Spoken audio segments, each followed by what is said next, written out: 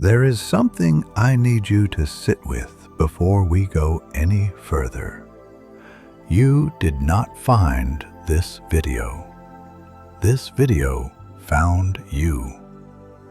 I understand that might sound like the kind of thing people say to make you feel seen, but I am asking you to stay with it for a real moment. Because there is a genuine difference between wandering into something and being oriented toward it. What is unfolding right now, in this precise instant with you watching this, is not coincidence. It is not the algorithm making a fortunate guess. It is something operating with far more intention than either of those explanations can adequately hold. And somewhere beneath all the noise of your day, some quiet part of you already senses that.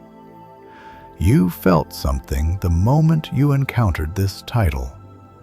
Not exactly curiosity, something softer than curiosity, and yet somehow heavier. Something closer to recognition, like coming across the opening line of something you once wrote for yourself a long time ago and then forgot ever existed. A kind of knowing that arrived before the reasoning had a chance to catch up with it. And the reason that feeling landed in you before anything else is because something inside you has been waiting for exactly this kind of permission. Permission to stop pretending the weight is not there. Permission to acknowledge that where you are right now is not where you expected to be, and that the distance between those two places has been quietly exhausting you in ways you have been working very hard not to show. You have been carrying something lately, not the kind of heavy that shows on the outside where other people can see it, not the kind that earns sympathy or invites explanation, the kind that lives right behind your sternum, quiet and constant and extraordinarily patient. The kind you have grown so accustomed to that you nearly stopped registering it altogether. But you notice it in the mornings. You notice it in those small pauses between one thing and the next, when the distractions run thin and there is just you and the unvarnished truth of where you actually are right now. You notice it when someone asks how you are doing and you say, "Fine," and mean something far more layered and complicated than fine. And you notice it most acutely in the moments just before sleep, when everything you have spent the day carefully managing rises to the surface without your permission, and you have to decide again whether to feel it or outrun it. And the truth, the real truth, the one you have not spoken aloud to anyone recently, is that you are tired. Not weak, not fractured, not coming apart at the seams. Tired. There is a significant and important difference between those things, and I need you to receive that distinction with real clarity, because the story you have been constructing about what this weariness means is not the complete story, not even close. You have been doing the work, perhaps not flawlessly, perhaps not without stumbling, without sliding backward, without the occasional night where you allowed yourself to feel things you had told yourself you were finished feeling. But you have been doing it. You have been choosing yourself in the quiet ways that earn no recognition and appear in no one's highlight reel. The moment you chose not to send the message, the morning you rose anyway when staying in bed would have been so much easier. The night you sat with something painful rather than running from it, rather than reaching for your phone, rather than filling the silence with anything that would make it stop. The choice you made again and again to keep moving, even when moving felt like pressing through something dense and resistant and entirely invisible to everyone around you. That is not nothing. That is not a small thing. That is everything. And the part of you that is exhausted right now is not the part that is failing. It is the part that has been carrying more than its share for longer than it ever should have had to. And I want you to understand that that weight has been witnessed, even during the stretches when it felt like it had not been. The work you have done in private has not gone unregistered. Something in the architecture of your inner life has been tracking it. Something has been counting it. And what it is building from all of that effort is something you are going to want to see. Welcome to Carl Jung Psychology. I am your companion through this, and today I want to explore with you what it might mean when a message finds you. Not the polished surface version that circulates well as a shareable caption. The real version. The version that Carl Jung devoted much of his life to articulating in a language the rational mind could receive without immediately recoiling from. Because Jung understood something that many people appear to spend their entire lives resisting. He understood that the psyche, the deep, living, breathing intelligence of your inner world, is not a passive structure. It is not simply a storage unit for memories and old wounds and conversations you replay in the dark. It is an active force that moves toward wholeness with a kind of quiet, relentless precision that does not request your permission and does not pause to wait until you feel fully prepared.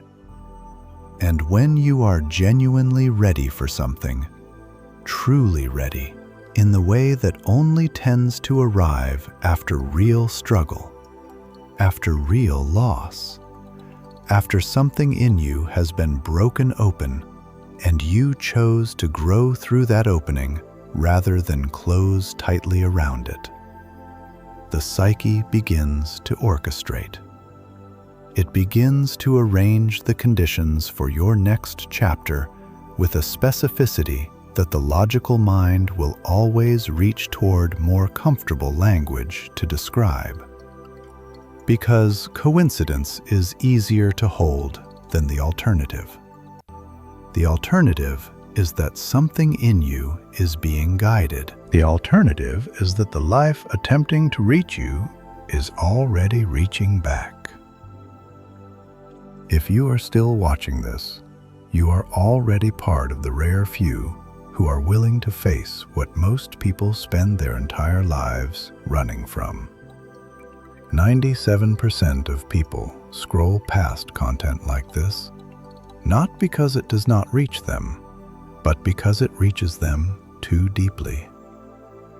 If this is already moving something inside you, subscribe to Carl Jung Psychology right now and turn on notifications. What you are about to discover does not just explain how the psyche appears to move a person toward wholeness. It may permanently shift how you see yourself and the chapter you are currently living through. So let me ask you something, and I want you to sit genuinely with this question before you answer it, even privately. even just inside your own chest. What have you been trying to figure out alone? Because I want to name something specific right now, and I want to name it carefully. There is a version of your life that you have been holding in your mind for a long time. Not obsessing over, not clinging to with white knuckles, just holding. The way you hold something precious and fragile that you are not yet certain whether to keep or to finally set down.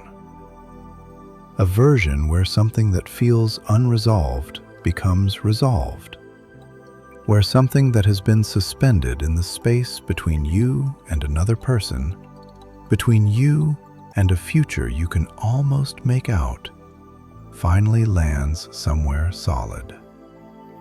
You have not relinquished that version, but you have started to wonder, quietly, in the moments when you are most honest with yourself, when the armor is down and the performance has stopped, whether continuing to want it still makes you naive.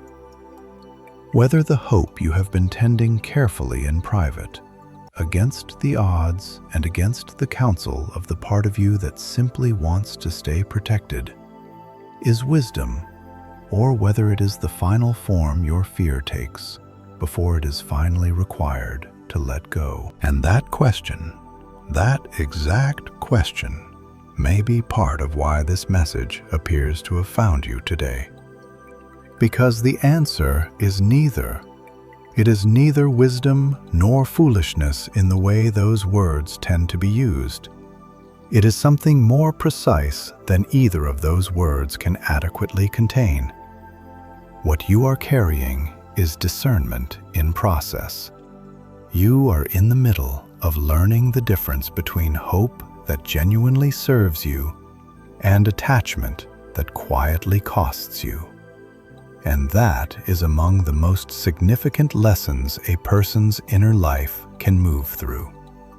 And it almost never arrives cleanly. It comes in layers. It comes with setbacks that can feel like confirmation you were wrong to hope, and with breakthroughs that feel too fragile to fully trust. You are right in the middle of that process right now. And from the inside, that process does not tend to feel like growth. It tends to feel like being immobile. It tends to feel like standing in a doorway, unable to return to the room you came from, and unable to step forward into the one ahead. The room behind you is familiar even though it caused you pain. The room ahead is unknown even though it may hold what you have been reaching toward. And the doorway is uncomfortable, and the waiting is draining, and you are navigating it anyway, every single day, and no one is recognizing you for it. Not yet. Jung called this the transcendent function, the psychological process by which two opposing forces inside a person begin to resolve into something genuinely new. What you want and what you fear, who you were and who you are in the process of becoming, the past you are still holding, and the future that is attempting to reach you.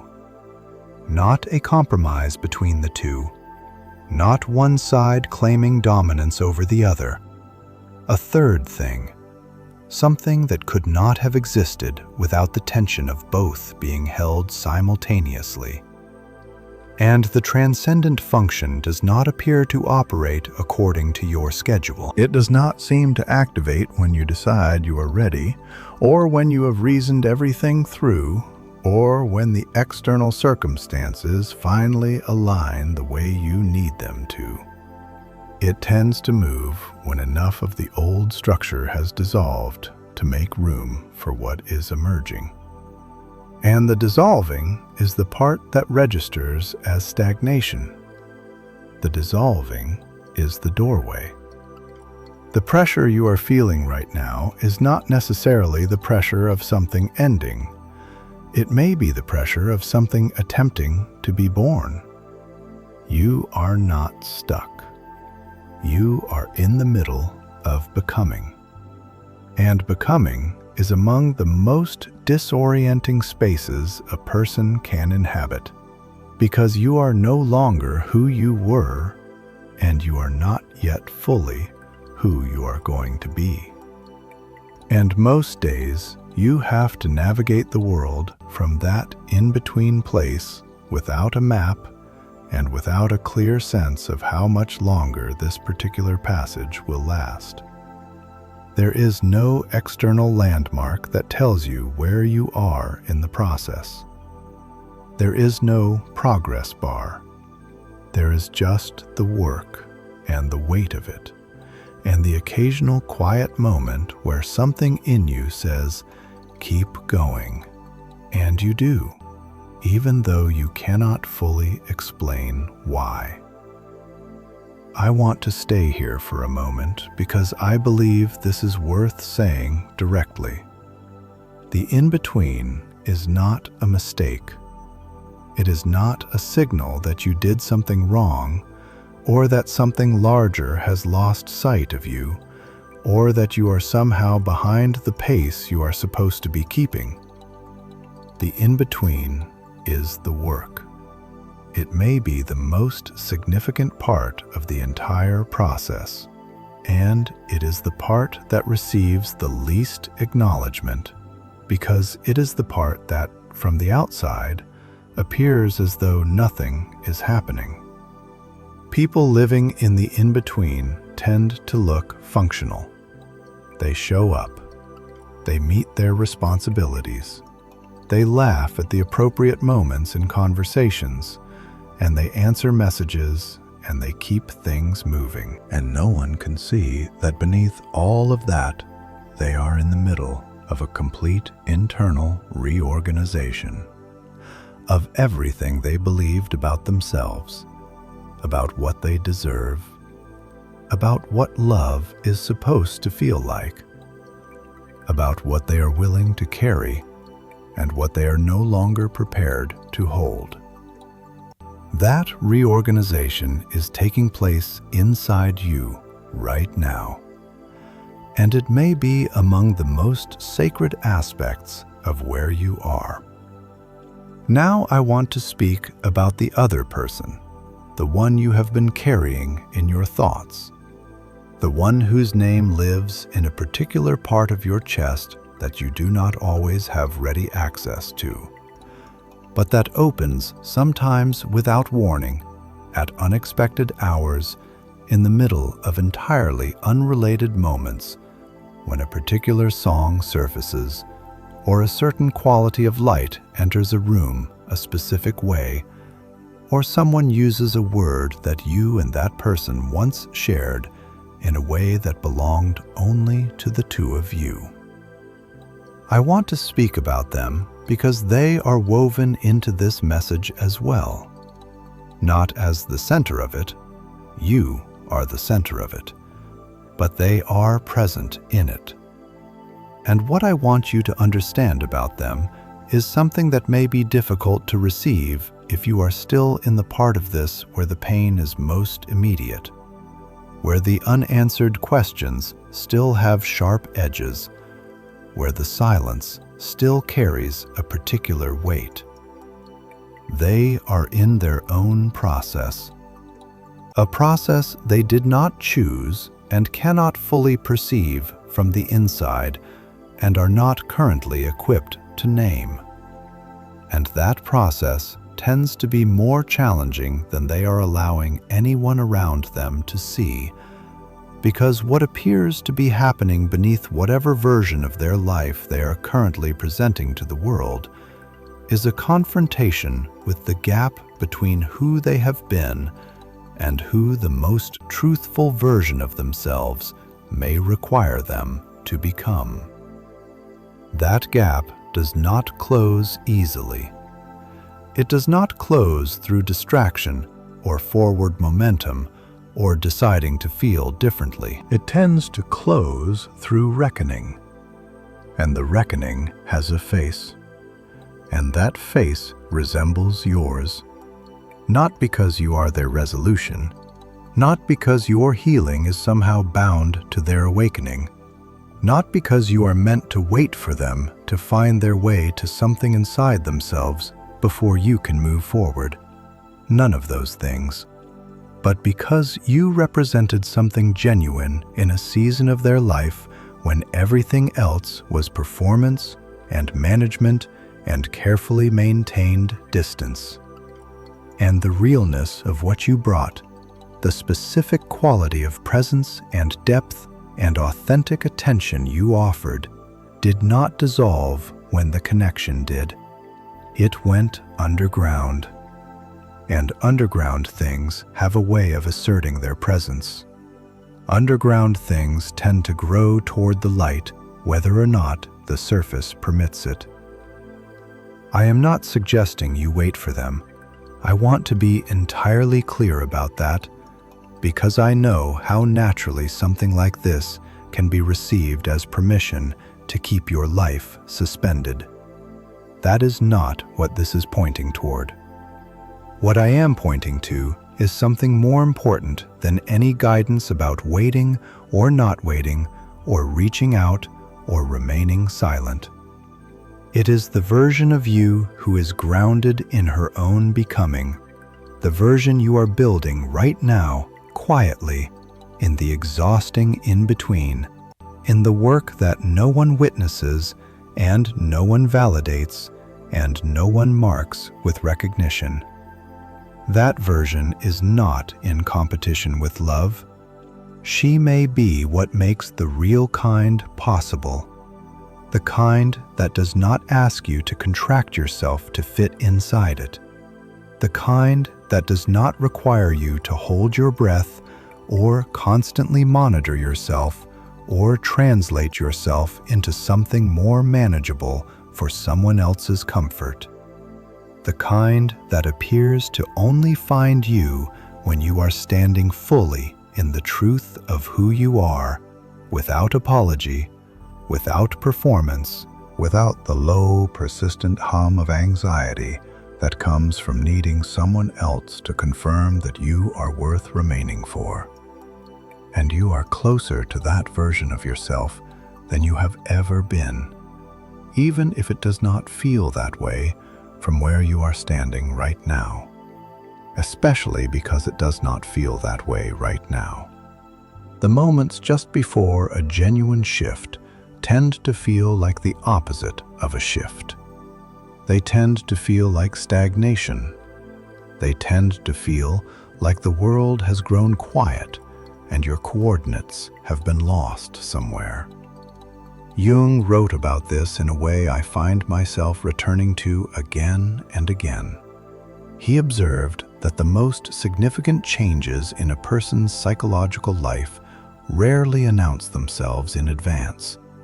They tend to arrive preceded by a period of inner tension, a period that the person moving through it almost always misreads as regression, as confirmation that nothing is working, when in actuality it may be the necessary pressure of transformation completing what it needs to complete before the new thing can surface.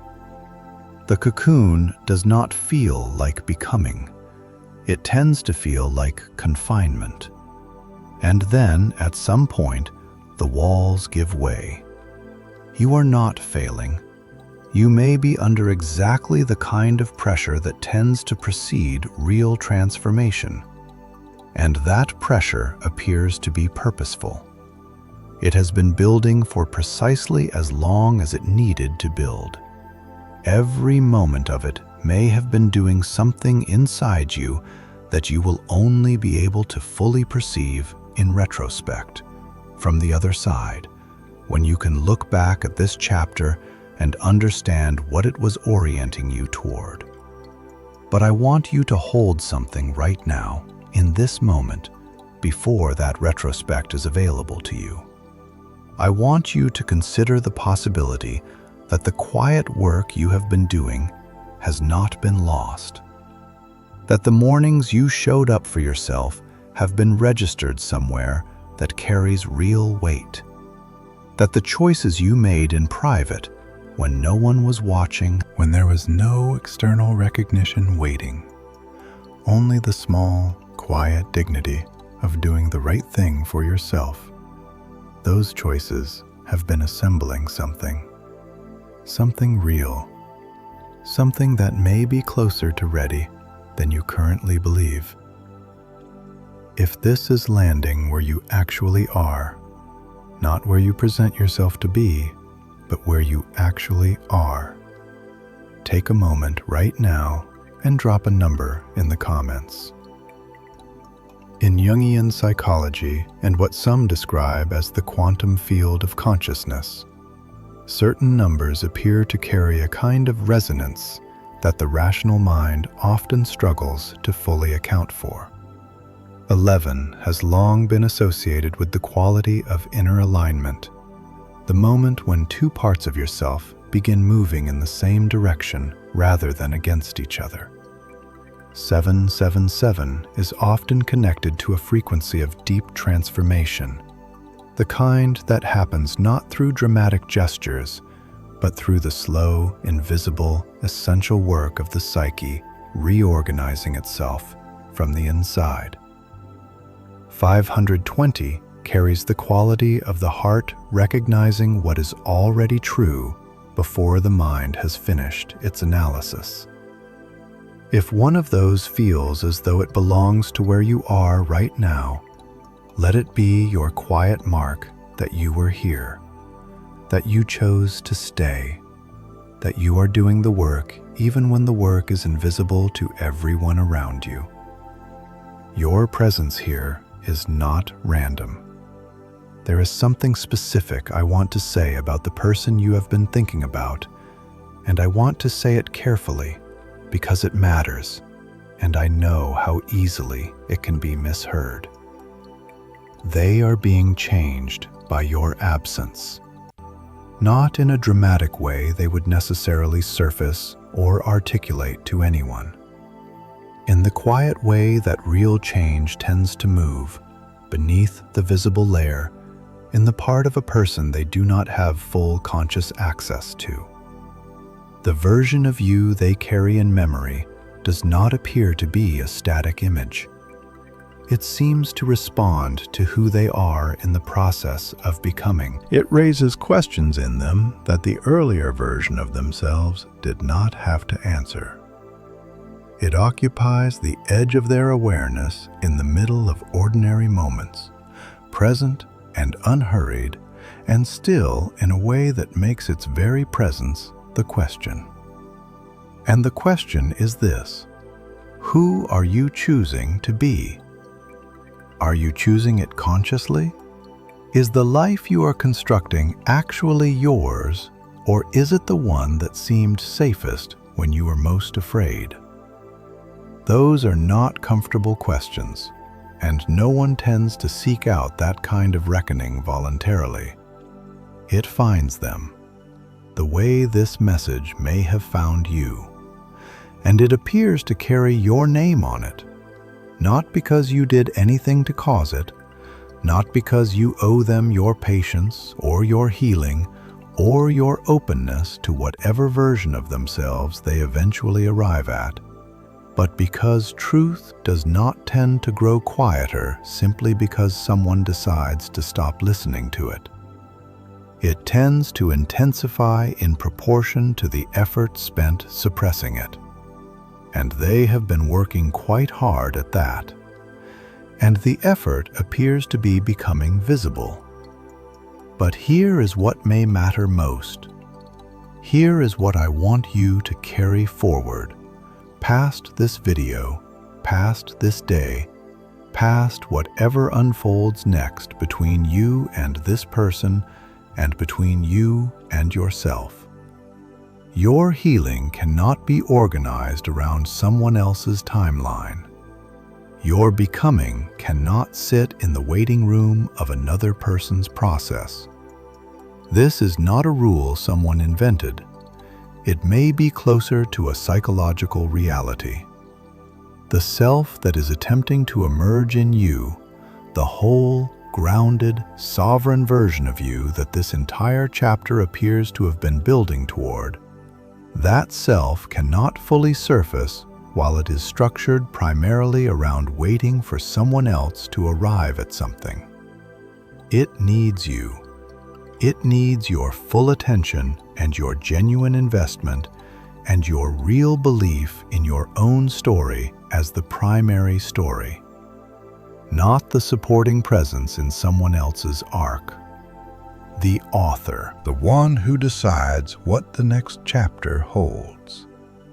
The one whose becoming is not contingent on anyone else's readiness. And the remarkable thing, the thing I hope you can feel somewhere beneath the logic of all of this, is that the more fully you step into that, the more you appear to become the person that the right kind of connection can actually find. You are not rendering yourself unavailable by moving toward wholeness. You are making yourself findable. You are not abandoning something by becoming complete. You are making yourself worth moving toward. There may be a version of this story where everything you have been holding on to and working toward and refusing to surrender comes together in a way you cannot currently see from where you are standing. Not because anything is guaranteed. Very little in this life is guaranteed, but because you have been doing the kind of work that tends to move things in that direction. Because whatever you believe about the way this universe operates, it tends to respond to the quality of someone who has decided to be real, who has chosen to stop performing and start living, who has grown quiet enough to hear what they actually want, and found the courage to keep wanting it even when the evidence is not cooperating. I want to speak now to the part of you that is frightened. Not the part of you that is strong. That part has carried you this far and will carry you further still. The part that is frightened. The part that surfaces at 2 or 3 in the morning in that particular dark that only exists between those hours and wonders whether you have already waited too long, hoped too much, given too much of yourself to something that did not know how to receive it. The part that sometimes arrives at the thought that the real error was not this person or that choice or that particular moment, but something more foundational, something about you, about the depth of what you feel, about the fact that you give with everything you have, and that has never seemed to shelter you from the things that have hurt you most. I want to speak directly to that part, and I want to say this slowly and clearly. You have not made an error by feeling what you felt. You have not made a mistake by wanting what you wanted. The depth of your feeling is not the problem. It has not been the problem. The only thing that might be worth examining right now, the only one, is the possibility of deciding that what you are capable of is a liability rather than the most remarkable thing about you. Because it is not a liability. It is not a flaw. It is the specific quality of your inner life that makes the right love, when it arrives, not just possible, but something that begins to feel as though it was always finding its way toward you. And the right love is not unsettled by depth. It is built for it. It has been waiting for it. I want to close with something I hope travels with you past the final moments of this video. You are at a threshold, not the end of something, even though it has registered as endings for a while now. A threshold, the kind that only tends to appear after enough of the old has been released to create space for what is genuinely new. The kind that the psyche, in its deep and unhurried wisdom, appears to open only for those who have done the work that makes crossing it meaningful. And a crossing is not loud. It does not tend to announce itself with unmistakable signs or dramatic confirmation that everything has shifted. It tends to arrive in a morning that feels slightly different from the one before it. A moment of clarity that surfaces without warning and settles somewhere you did not realize was waiting to be settled. A choice that seems smaller than it is. A conversation. A pause. A breath that finally releases something you have been holding for a very long time. And then another moment. And another choice. And slowly, without your full permission, without your complete understanding, the life that has been quietly assembling itself while you were doing the work, while you were staying in the doorway, while you were refusing to surrender the version of yourself that knows what she deserves, that life begins to become visible. It does not announce itself all at once. It tends to surface the way dawn surfaces, not in a single dramatic moment, but in a gradual, almost imperceptible brightening that you only recognize in full after it has already arrived. And one day you look back at the doorway you were standing in, the one that felt like confinement, the one that felt like nothing was shifting, the one that felt like you were invisible to the very process that was supposed to be working on your behalf. And you realize you are no longer in it. You are on the other side. And everything that felt like waiting was actually arriving. Everything that felt like stillness was actually motion. Everything that felt like the universe had gone quiet was actually the universe catching its breath before delivering what you had been building toward all along. You are closer than you think. This message found you for a reason. Stay with it. Stay with yourself. The next chapter already knows your name. If something in this reached you today, really reached you, not just passed through you, I want to hear about it in the comments. Tell me what landed. Tell me where you are right now. What stirred? And if you feel drawn to mark this moment with something, drop a number. 11, if something in you is beginning to align. 777, if you can feel the transformation happening even when you cannot fully name it.